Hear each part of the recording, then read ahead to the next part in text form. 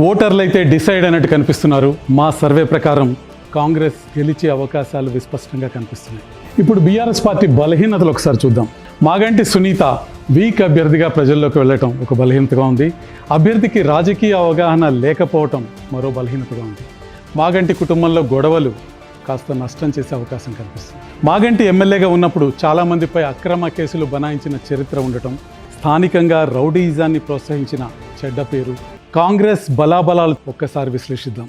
బీసీల్లో బలమైన యాదవ సామాజిక వర్గం నుంచి క్యాండిడేట్ని సెలెక్ట్ చేయటం, టీడీపీ ఓట్ బ్యాంక్ కాంగ్రెస్కు షిఫ్ట్ అయ్యే అవకాశం కనిపించటం, ప్రచారంలో డైరెక్ట్గా ముఖ్యమంత్రి గల్లీ గల్లీకి తిరగటం, ప్రజలకు క్యాడర్కు భరోసా ఇవ్వటం, ఇక సన్నబియ్యం, రేషన్ కార్డులు, ఇతర ప్రభుత్వ పథకాలు అందుబాటులో ఉండటం, కమ్మ కులస్తులతో డైరెక్ట్గా ముఖ్యమంత్రి భేటీ కావటం, హామీలు ఇవ్వటం, ఉత్తరాంధ్ర ఓట్లు కాంగ్రెస్కు అనుకూలంగా ఉండటం, అధికారంలో ఉన్న పార్టీ కావటంతో అధికార యంత్రాంగం అంతా పనిచేయగలిగే శక్తి ఉండటం, మన ఎంఐఎం పార్టీ కాంగ్రెస్ పార్టీకి బహిరంగంగా మద్దతు తెలపటం, అజారుద్దీన్ని మంత్రివర్గంలోకి తీసుకోవటం, ఇక క్రిస్టియన్ ఓటర్లు కాంగ్రెస్ వైపుకి మొగ్గు చూపటం.